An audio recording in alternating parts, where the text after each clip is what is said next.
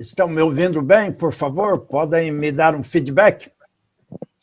Estamos ouvindo, professor. Consegue nos ouvir?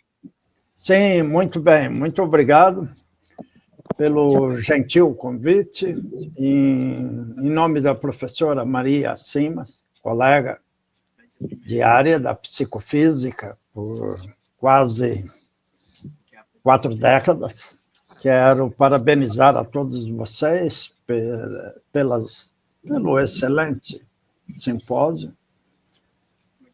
pelas excelentes palestras, especialmente estas últimas, as quais compartilhei agora nos últimos minutos, dedicados talvez ao que eu chamaria, para dar continuidade àquilo que pretendo falar, ainda que muito rapidamente, que eu chamarei de abordagem biológica de comportamentos humanos complexos, incluindo aqui, nesse caso em particular, a esquizofrenia.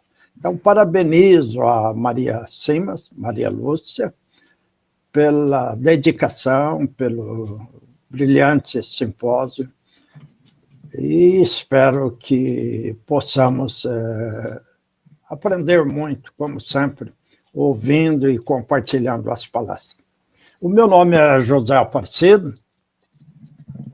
eu sou daqui de Ribeirão Preto, originalmente da Universidade de São Paulo, campus da USP de Ribeirão Preto. Meu programa de pós-graduação é em psicobiologia, mas depois de ter me aposentado ou estar como professor sênior aqui na USP, eu tenho atuado como professor visitante em várias universidades federais e do exterior, e no momento estamos terminando o nosso trabalho na UNB, na Universidade de Brasília, ou a Fundação Universidade de Brasília.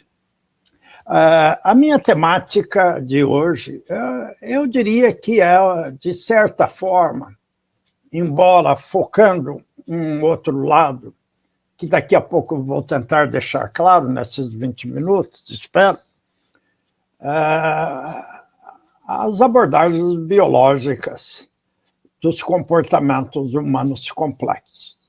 Eu vou falar um pouco mais da genética comportamental.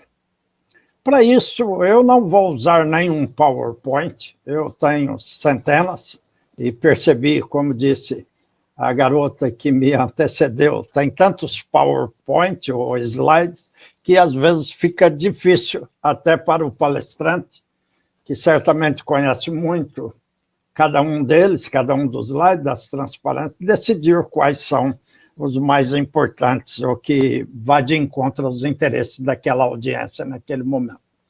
Eu gostaria de focar aqui para vocês um grande problema que norteia os comportamentos humanos complexos. Eu chamo a neurociência, a psicobiologia, ou a psicologia cognitiva da vida cotidiana.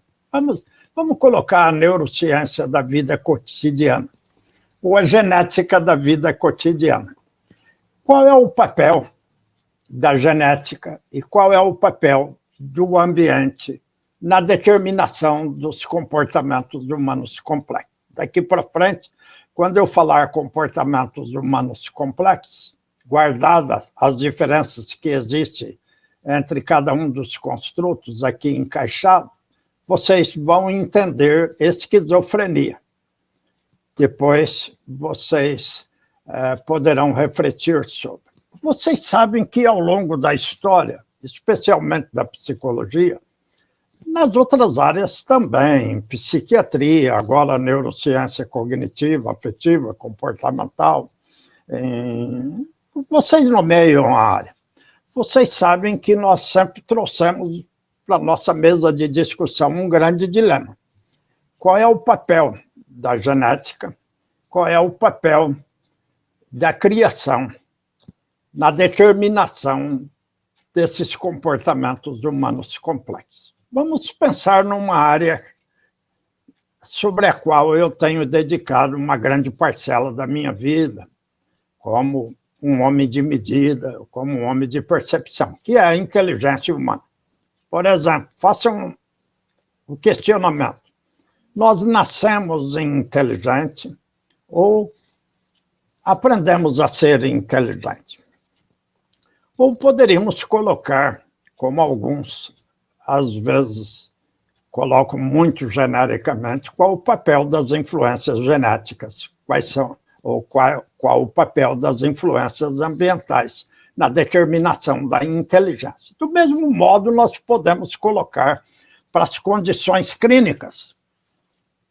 Eu recentemente escrevi um capítulo sobre psicologia do anormal, ninguém mais fala sobre esse termo. As pessoas querem usar outros termos que tenham um impacto menos dolorido na nossa sociedade. Mas, em geral, os grandes manuais ainda falam de psicologia do anormal, ou seja, psicologia das dificuldades ou dos problemas, das condições clínicas as mais variadas possíveis.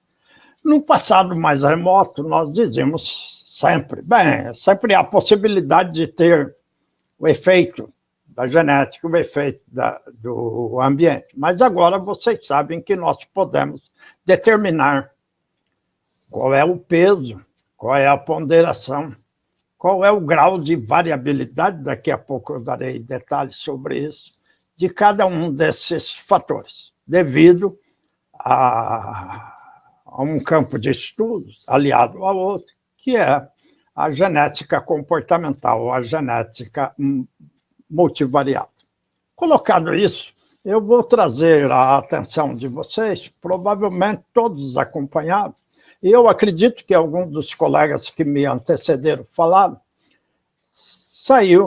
foi publicado na mídia e na revista Science, uma revista de grande impacto, fator de impacto, que nossas colegas da Universidade de São Paulo, chefiada pela doutora Lígia, publicaram um grande trabalho que, nas manchetes diárias, foi colocado do seguinte modo.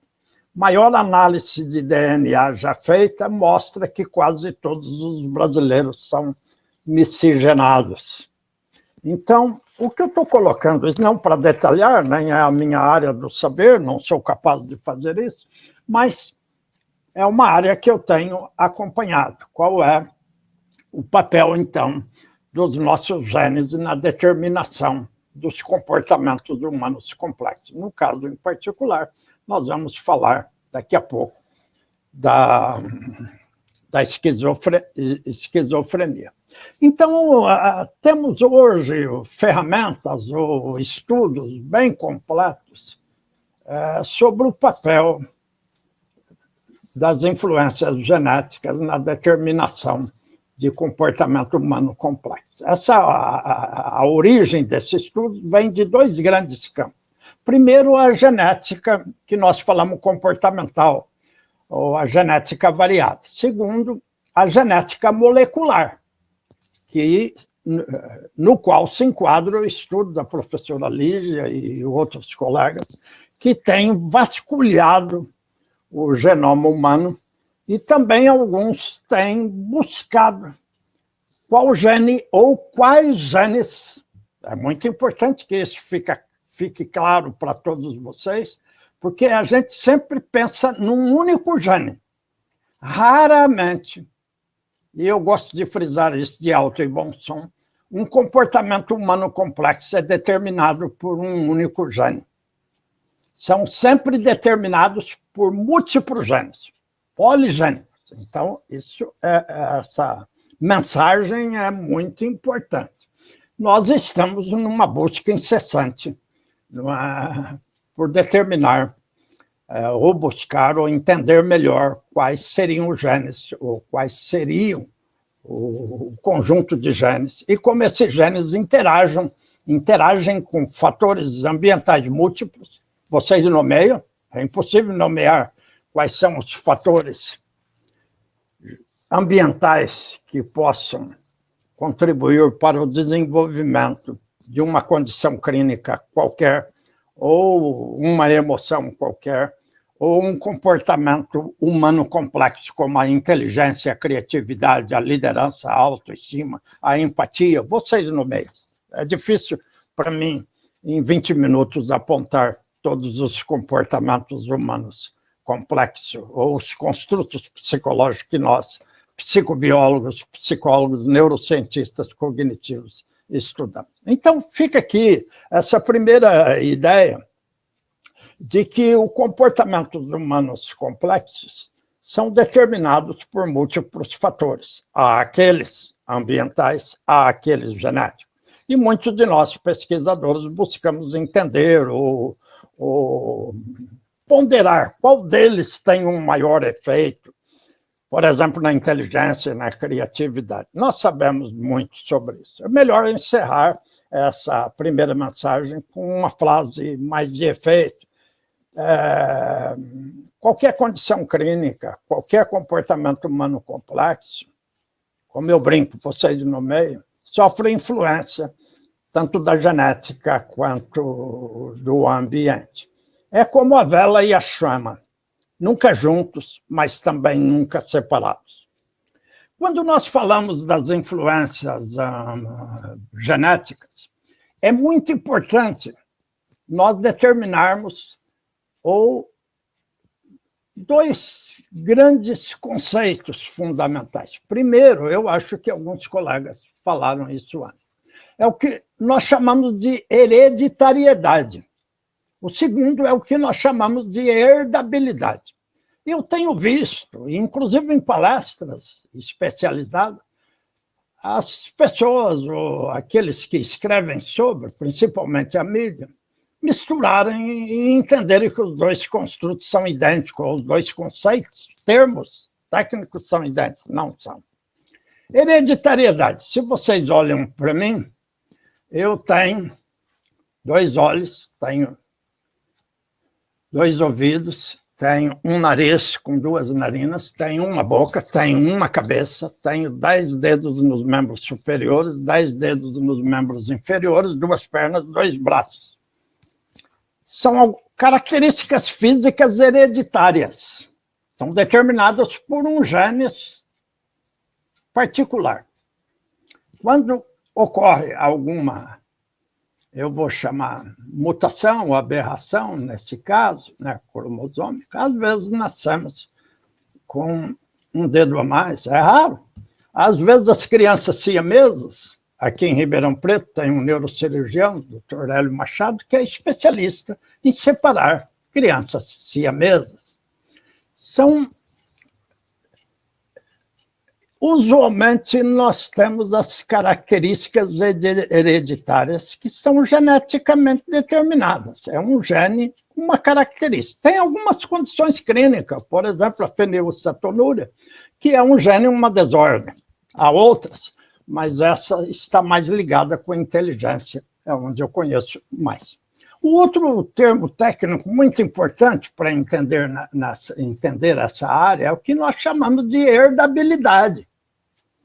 Herdabilidade, ela é um termo técnico que depende muito do nosso conhecimento estatístico, porque herdabilidade é, por definição, um conceito estatístico, não é um valor fixo. Ele pode variar entre diferentes populações em diferentes momentos da história da humanidade, ou de um município, de um estado, de uma nação, de um problema, depende da unidade de análise.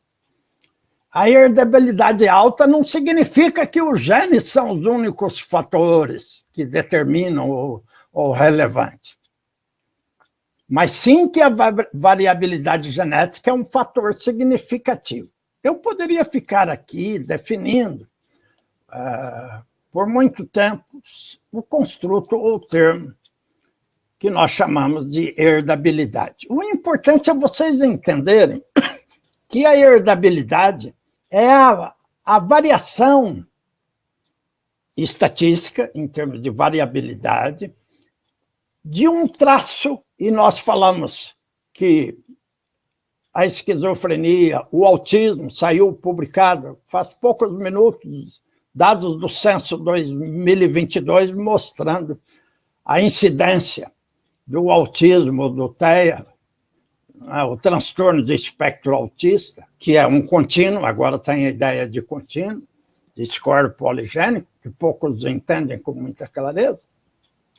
Então, a herdabilidade é a variação de um traço na população, ele não é fixo. Ele não indica uma influência específica ou total dos genes sobre um indivíduo específico, mas sim sobre a população. Então, é muito importante, às vezes, eu falar sobre isso na aula de hoje, por isso que eu pedi espaço para Maria Lúcia para comentar sobre isso, porque muitas vezes se diz assim, de 1% da incidência da população do problema relacionado, da condição clínica relacionada à esquizofrenia, se discute, como tempos atrás se discutiu no caso do autismo, que o papel é hereditário, ou que o papel depende de um fator ambiental qualquer. Não vou aqui nomear, porque são inúmeros, né, que nós poderíamos levar em conta ou analisar nos estudos, como devem ser.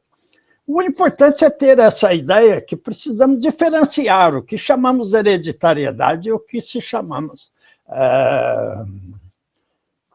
ambientais. A professora, a garota, garota aí no sentido bonito, elegante do termo, porque eu já sou um professor com 7 décadas. Então, todos, para mim, são meninos, são garotos, no bom sentido. Ela deixou muito claro. Esquizofrenia é um construto, um conceito, ou uma dimensão multifacetada.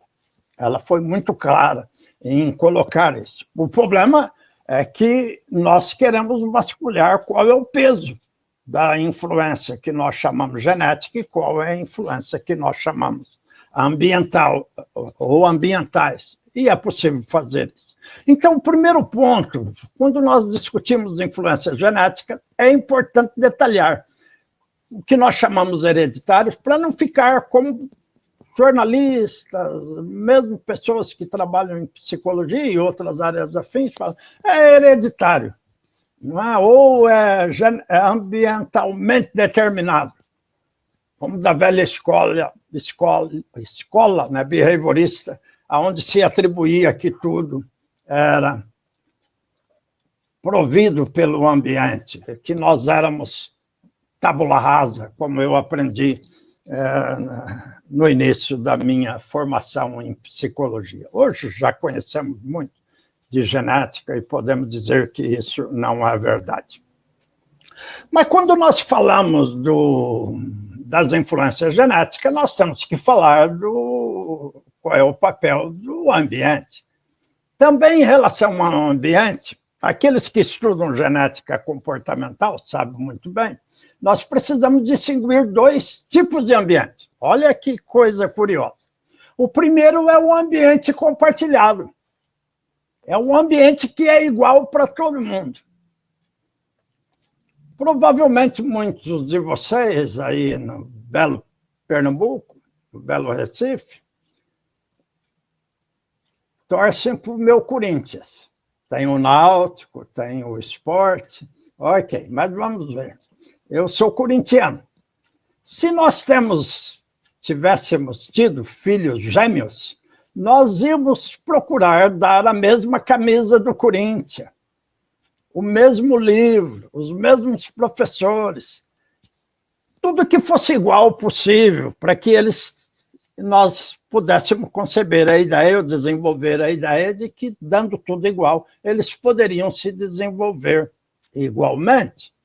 Então, muitas vezes, é preciso distinguir o que nós chamamos de ambiente compartilhado, aquele ambiente que nós queremos que seja igual para todo mundo, porque nós achamos que não podemos diferenciar entre as pessoas no tratamento ou nas condições que provém o desenvolvimento das pessoas ao longo da sua bela trajetória da vida.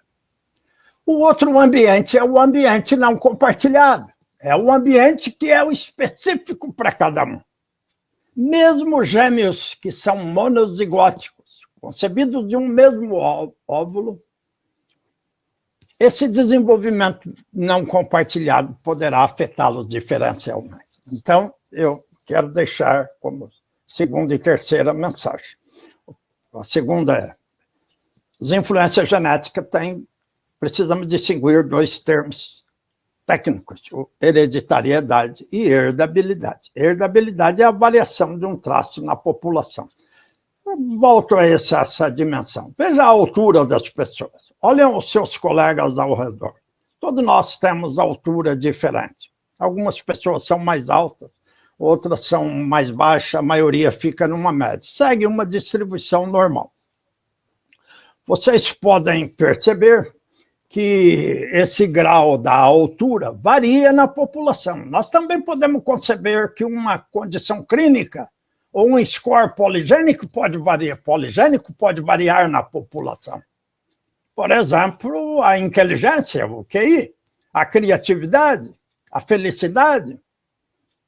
Vocês nomeiam o construto, a liderança, aquilo que nós podemos mensurar ou extrairmos de um construto. Nós falamos, às vezes, de construto poligênico. Tem um livro clássico do professor Robert Plumin sobre como os genes determinam a inteligência ou determinam comportamentos humanos complexos, ou como o DNA nos faz ser o que somos. Não é um livro dele, é um geneticista comportamental e que tem publicado muito na área, nesse domínio de genética comportamental.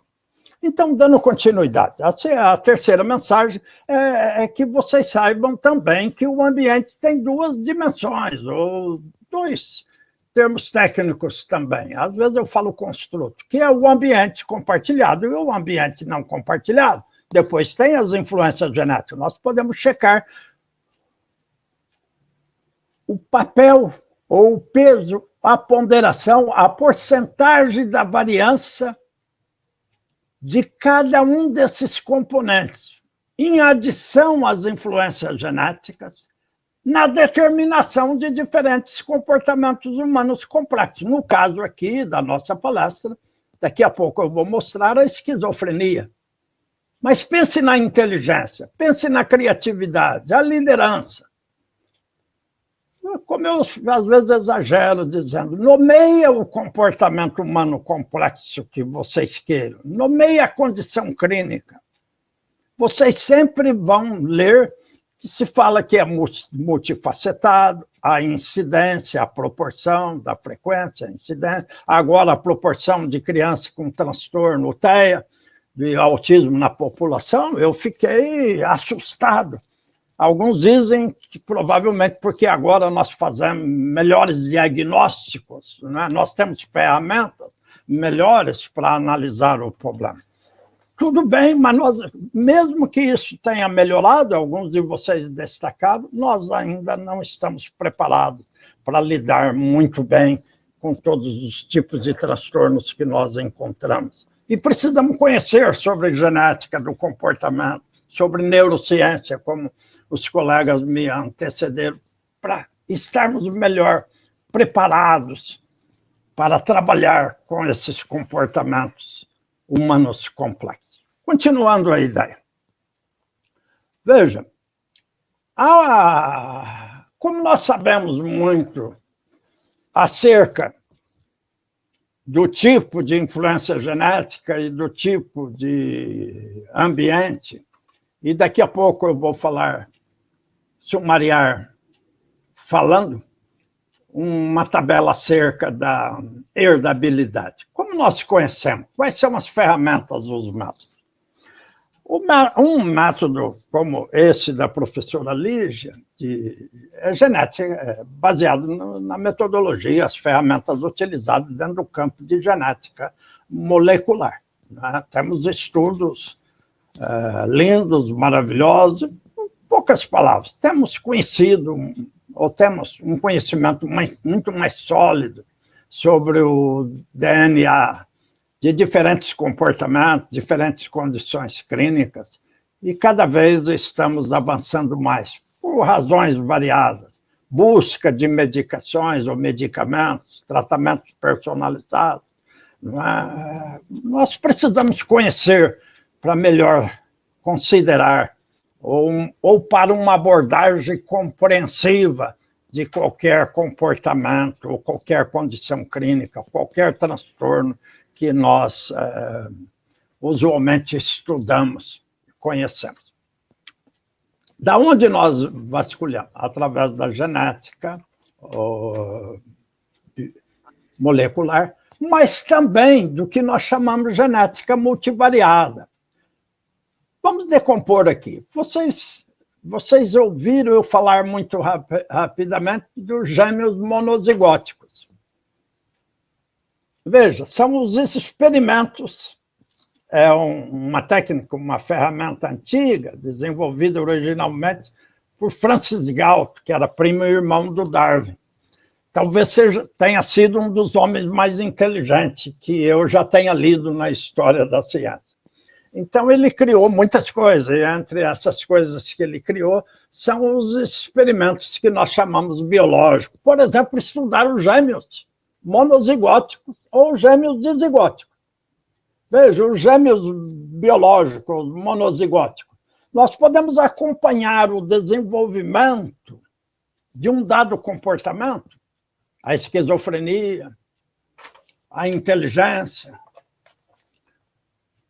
uma condição clínica qualquer, por exemplo, dificuldade de leitura, dificuldade de escrita, dificuldade com matemática, característica de personalidade, a altura, o peso, doenças oncológicas, câncer de próstata, cânceres pulmonares, câncer, o autismo, desempenho educacional, inteligência, relembrar faces, a habilidade espacial, a habilidade mnemônica. Então, eu acho que eu já disse quase todos. São comportamentos humanos complexos, envolvendo aqueles que nos alcançam no nosso dia de realização, como também as condições clínicas, incluindo Parkinson, Alzheimer, esclerose múltipla e muitas outras. Né?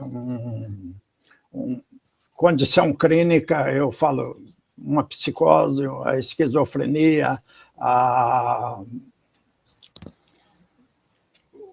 que tem alternância, a ansiedade, a depressão, a síndrome de pânico. E todas essas condições clínicas, as mais variadas, como todos vocês disseram, são construtos ou são condições comportamentais multifacetadas. Mas veja, os gêmeos monozigóticos, ou oriundos do mesmo óvulo, eu posso acompanhá-los. Muitas vezes eles acabam de nascer por condições de guerra, como na Ucrânia. Eu tenho acompanhado alguns estudos feitos por lá e em outros países. Então, por razões variadas, que não temos tempo aqui para detalhar, eles são separados.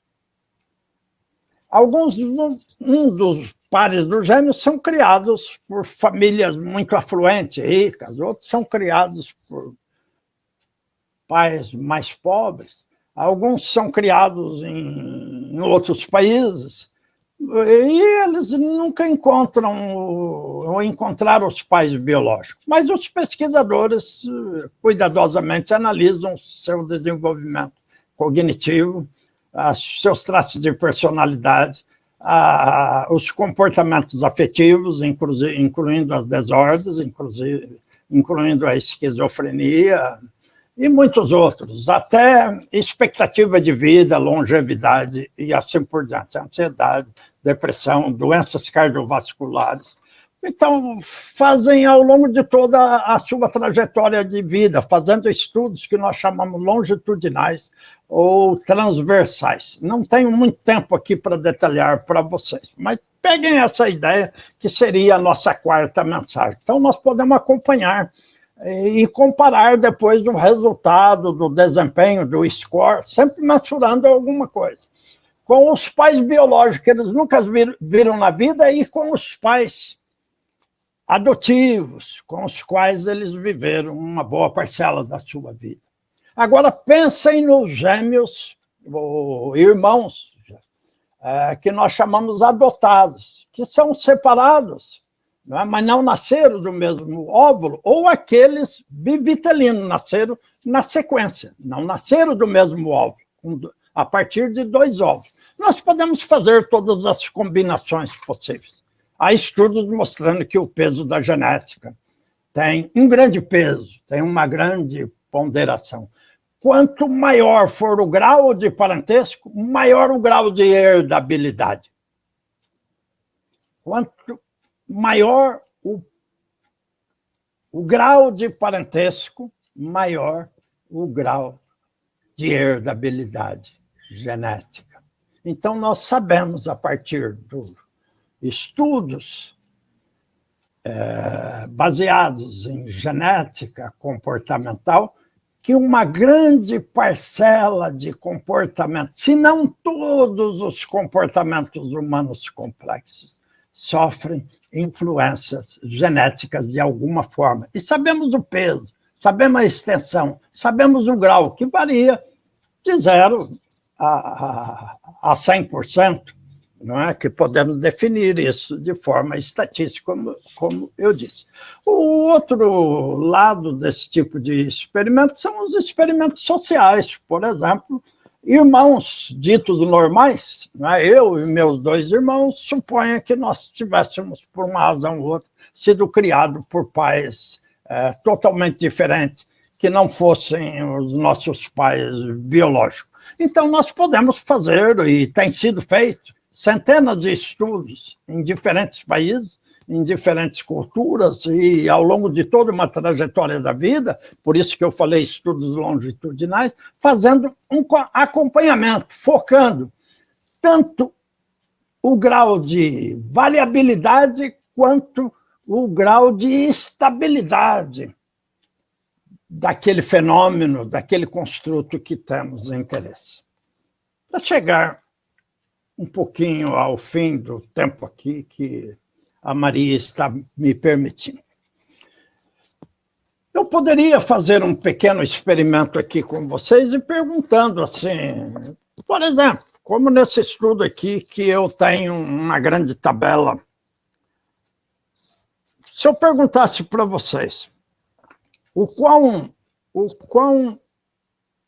seria o papel da influência genética na altura das pessoas? Não precisa me responder de 0 a 100, imagine. Daqui a pouco eu vou dizer. Do peso, da cor dos olhos, da esquizofrenia, do autismo, da dificuldade de leitura, da habilidade verbal, da habilidade espacial, da inteligência, dos traços de personalidade. Lembre-se que traços de personalidade podem ser os 5 grandes fatores. Da inteligência emocional, do Alzheimer, do Parkinson. Vocês nomeiam, tem comportamentos que nós chamamos cognitivos, a dimensão afetiva, a dimensão motivacional. Nós normalmente, por exemplo, a dor, que tem sido e foi objeto de minha preocupação ao longo de vários anos. Não é? Qual é o grau de herdabilidade da dor? Da enxaqueca. Agora a enxaqueca está atacando mais rapidamente as crianças. É difícil imaginar que criança já nasce com enxaqueca, com dor de cabeça. Não é? Mas vou dizer para vocês alguns valores. Olha aqui que coisa interessante. A altura. 67% das pessoas dizem que a altura é determinada geneticamente. Qual é o valor que os estudos revelam? 80%. Embora a altura varie na população, olhe ao redor de vocês aí na sala, por favor. vocês vão observar que cada um de vocês tem a altura diferente. Ela segue uma distribuição normal. A altura é determinada geneticamente. 98% da nossa altura é determinada geneticamente, mas ela varia na população. E os estudos mostram que é 80%. Vamos pensar o peso. A população, em geral, quando perguntada, registro verbal, registram 40%. Qual é o valor indicado pelos estudos de genética comportamental? 70%. Vamos para o câncer de seio. A população diz 53%. Lembre-se que o máximo é 100. Tá? Por exemplo, aqui na minha tabela, do professor Robert Flumen, como o DNA faz-nos o que somos, ele mostra que o câncer de seio, 53%, como a população registra. Os dados mostram 10%. Se indica 10%, significa que tem 90% de fatores, como a menina colocou anteriormente, que podem ser prevenidos. Está ao alcance do nosso controle, de ser manipulado, de ser manejado de forma a mitigar, a reduzir a incidência. Vamos pensar de úlceras estomacais. Olha que interessante. A população registra 29%, mas os dados mostram 70%. Vamos lá na personalidade. Depois eu vou para encerrar, eu vou na esquizofrenia. Tá? Personalidade. Globalmente, tem 5 grandes dimensões. A maioria dos estudos mostram isso. A população registra como 38%. Os dados mostram 42%. A inteligência. O como geneticamente é determinado do ponto de vista da herdabilidade. A inteligência. A população fala 41%. Os dados mostram que varia de 60% a 80%. Quanto mais velho nós ficamos, maior o peso das influências genéticas no comportamento. Esse é outro estudo, dado muito interessante. Vamos pensar a habilidade verbal. Olha, a população fala que é 20%. A habilidade verbal tem uma variabilidade em termos de herdabilidade de 60%. Ok, vamos para o autismo. O autismo, a população em geral fala ou registram 42% em média como herdável de herdabilidade. Qual é a herdabilidade a partir dos estudos de genética comportamental baseado nos gêmeos monozigóticos e outros similares? 70%. E para encerrar, vamos na esquizofrenia. 5.000 pessoas, que é essa população geral que eu estou dizendo, registraram que esquizofrenia tem um grau de herdabilidade de 43%. Mas os estudos revelam 50%. Então, o que eu gostaria, a mensagem principal aqui, né, há muita coisa para falar, e eu sempre sou muito ambicioso. Em geral, essa condição clínica que nós chamamos, e que vocês, muito bem, parabéns a todos, estão colocando aqui no evento, hoje, o último dia, é uma condição clínica que afeta, alguns dados mostram isso, 1% da população, com muitos casos iniciando-se na adolescência ou no início da fase adulta. Ocorre mais cedo nos homens do que nas mulheres. Os sintomas clínicos tendem a ser mais severos nos homens do que nas mulheres, com as mulheres alcançando melhor desfecho a longo prazo. Segundo o DSM-5, vocês sabem, a nossa Bíblia de diagnóstico e manual estatístico, às vezes um pouco mais, um pouco menos atualizado, dependendo do momento que vocês lerem. Esquizofrenia é a forma mais severa de doença mental, caracterizada por prejuízos e incapacidade em vários domínios.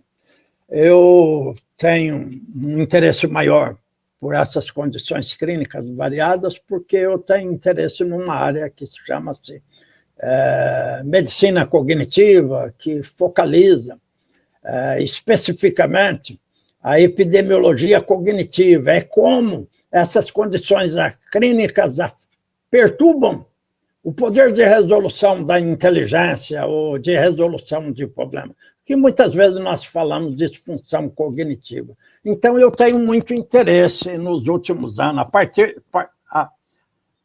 a partir do meu conhecimento de inteligência, acabei me introduzindo nesses domínios das condições clínicas mais variadas, mas com a preocupação de estudar como pressão alta, como revascularização do miocárdio, enxaqueca, obesidade, Parkinson, Alzheimer, tradicionalmente, afetam o desempenho cognitivo, e como, por exemplo, doenças oncológicas,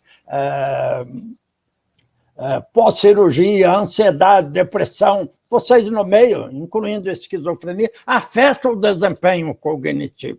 Porque, para mim, prejudicando o desempenho cognitivo, tem grandes implicações para o desempenho acadêmico, e o desempenho acadêmico tem grandes implicações para o crescimento do PIB de uma nação.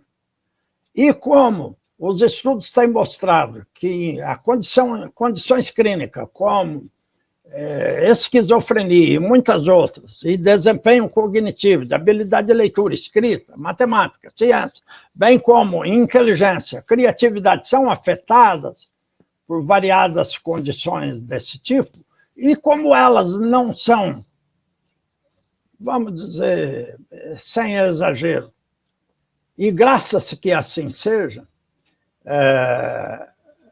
totalmente geneticamente determinada, nós temos grandes janelas para prevenir, para mitigar, só que temos que fazer um bom trabalho nas nossas escolas, no contexto da saúde mental, que vai se estender para um ambiente de trabalho, para prevenir, para remediar. Uma nação cresce e progride do ponto de vista dos seus indicadores econômicos, como PIB, qualidade de vida, ou outros desse tipo, em como, né, ela investe, como ela cuida da sua população. Os dados hoje, agora mesmo no programa Hoje, me permite dizer, mostra a penúria, a dificuldade que o país tem de lidar com aquelas pessoas que têm dificuldade, em especial o autismo, aquelas que têm dificuldade de atenção. Então, está na hora do país mover-se. E uma maneira de mover-se é conhecer os fatores ambientais, os fatores genéticos, para poder prevenir.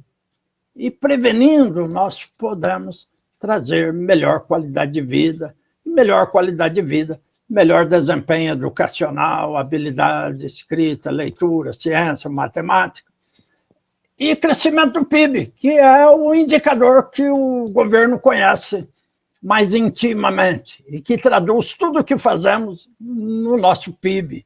Nem é mais o IDH. Essa era a minha mensagem. A herdabilidade é uma área que precisa ser conhecida mais, implementada mais dentro junto com a genética do comportamento, a neurociência cognitiva e a psicologia cognitiva. Desse modo, podemos ter uma abordagem, um conhecimento compreensivo da condição humana. Muito obrigado, Maria Simas e equipe, por me permitir compartilhar. Abraço. Obrigada. Muito obrigada, Zé Aparecido. Pelo que você fala, é uma variabilidade interessante na população que a gente não presta muita atenção. Eu fico pensando em tudo como espectro, viu? um espectro constante de Sim. esquizofrenia, TEA, tudo, essa variabilidade, a ideia que eles pegaram de chamar de espectro, mas é uma variabilidade que você está falando, né? Sim. O termo que o DSM utiliza, no caso do TEA, o novo, vamos dizer assim, corrigido, né? Implementado, o DSM-5, a nossa Bíblia, reza que agora a ideia de espectro. Para mim, que sou psicofísico, eu acho que para você também, essa ideia traz um velho conceito do Fechner. Aliás, eu estou escrevendo sobre isso, se você me permite falar aqui. É a ideia do Fechner quando ele rezava que tudo segue um contínuo. Pense no racismo. Quais são os comportamentos racistas? Por que imediatamente se fala o comportamento racista tem graduação? Será que segue um contínuo? Alguns são mais que outros? Pense na habilidade de leitura, dificuldade de leitura. Alguns, todos nós temos, vamos chamar o score poligênico, que determina uma dificuldade qualquer. No caso do autismo também, da esquizofrenia também.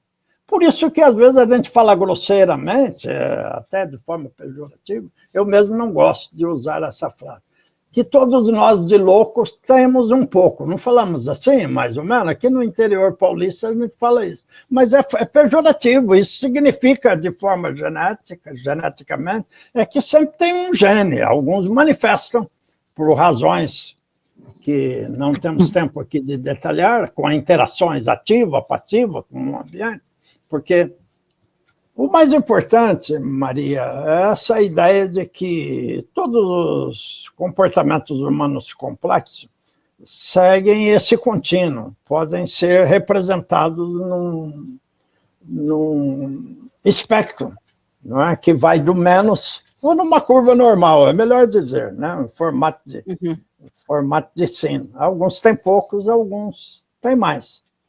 Não é? Quando tem mais daquele gene ou daquele conjunto de genes, aí ele se manifesta diferencialmente. Mas boa pergunta. Alguém gostaria de fazer uma pergunta ao professor? Bom, Zé Aparecido, eu queria agradecer muito sua participação. Eu que agradeço. Tem uma dúvida, quem? Vamos lá. A minha pergunta é um pouco polêmica.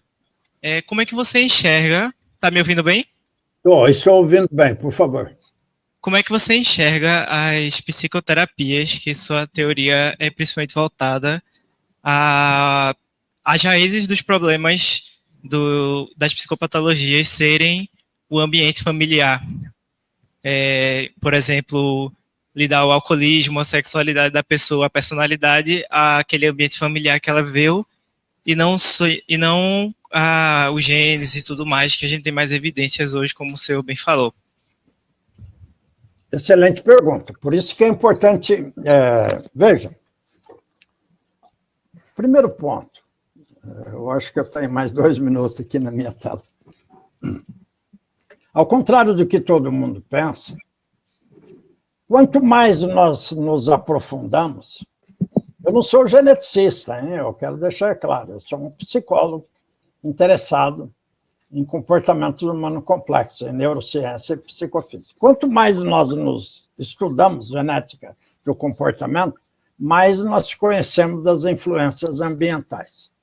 Normalmente as pessoas pensam o contrário, que todo geneticista é determinista. Eu não conheço ninguém na minha área de estudo que gosta de genética de comportamento, aprecia, que negligencia o papel do ambiente. Ao contrário, quanto mais eles focalizam no papel dos genes, mesmo aqueles que têm um enfoque mais biologicamente orientado, acabam valorizando as influências ambientais. Mas vamos responder diretamente ao ponto da sua pergunta.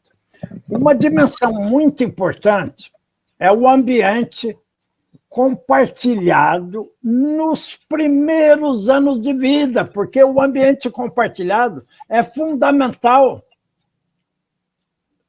nos 4 primeiros anos de vida. os estudiosos dizem que depois desse período, por isso que os melhores agentes de mudança são os pais, aqueles que cuidam das crianças, aqueles que lidam com o comportamento, a primeira infância. Amanhã vai ser lançado um grande livro por colegas da universidade, dedicando à primeira infância. Aí em Brasília estão fazendo um grande centro de pesquisa dedicado à primeira infância. O mundo todo precisa se preocupar com a primeira infância, porque mudanças comportamentais podem ser melhor implementadas. E muitas mudanças que poderão ter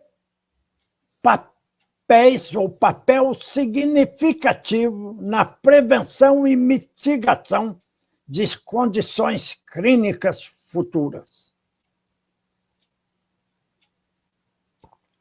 Então, nós precisamos trabalhar nesse período. Por isso, o papel da prevenção, da modificação do comportamento, do conhecimento de fatores ambientais que podem serem agravantes, desencadeantes de patologias, para usar, ou psicopatologias, eu falo sempre, condições clínicas variadas, futuras. Inclusive aquelas que são silenciosas, que não aparecem muito. A pressão alta, a glicemia, dificuldade de leitura, dificuldade de escrita. Esse ambiente, que eu estou chamando ambiente compartilhado, é um ambiente que nos permite penetrar melhor na configuração dos jovens, que são as crianças. Os melhores agentes são os pais, os professores, os cuidadores. Quando? Nos primeiros 5 anos.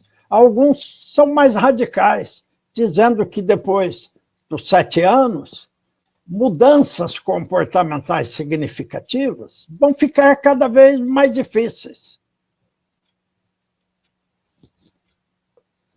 Alguns adotam isso como lema de pesquisa.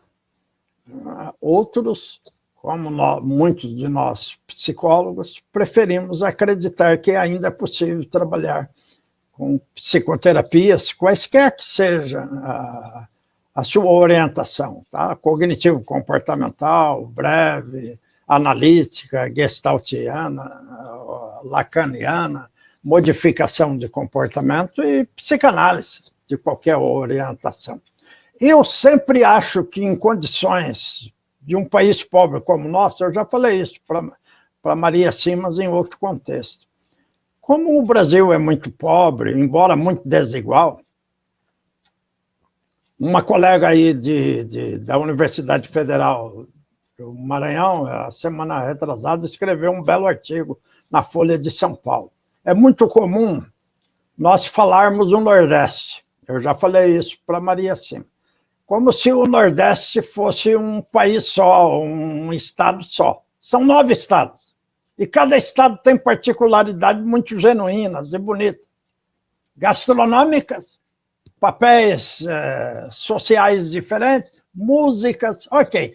Nós, do Nordeste, somos 9 estados muito diferentes, cada um com as suas vicissitudes e as suas belezas. Muitas dessas belezas saem na televisão mostrando o enfoque para turismo. Vamos lá para a África. Eu acho que a África tem 52 países. Mas não é a África, são 52 países. Influências portuguesas, que eu gosto muito, gosto dos meus colegas angolanos, eu acho que alguns estão nos ouvindo. Influências de Cabo Verde, influências de Moçambique, tem a parte holandesa, a parte francesa, a parte britânica. Vocês, vejam, mas não é um único país, nós falamos África, então vamos voltar à nossa ideia. Nós precisamos cuidar da primeira infância, para depois podermos prevenir, modificar comportamentos de origem cognitiva, afetiva, comportamental e motivacional. Se não conhecermos da primeira infância, não podemos fazer muito. E estamos pecando por isso, garoto. Esse país tem deixado a sua primeira infância de lado. Por isso nós estamos padecendo com falta de progresso econômico e qualidade de vida. Nos machuca. Obrigado. Obrigado, Zé Aparecido. Obrigado a você. A gente vai ter que interromper agora para as próximas palestras. Vamos ter um coffee break. Mais uma vez, muito obrigada pela apresentação e por aceitar o nosso convite. Eu que agradeço. Vocês também, a Aline e a sua equipe, bela equipe. Puxa vida, vocês são maravilhosos. Vocês dignificam a ciência brasileira, dignificam Pernambuco e dignificam o seu laboratório. Tem sido uma dádiva compartilhar com vocês. Muito obrigada. Até logo, muito obrigada. Tchau. A gente vai para o coffee break agora, ok? Voltamos em 4 horas, às 4 horas.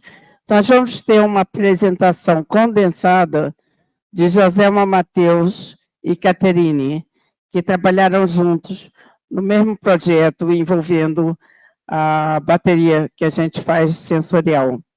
E o último espaço, a gente fecha o evento. Sorteio o livro e eu vou fechar o evento para vocês. Tá bom? Então, muito obrigada. Vamos lá para o coffee break.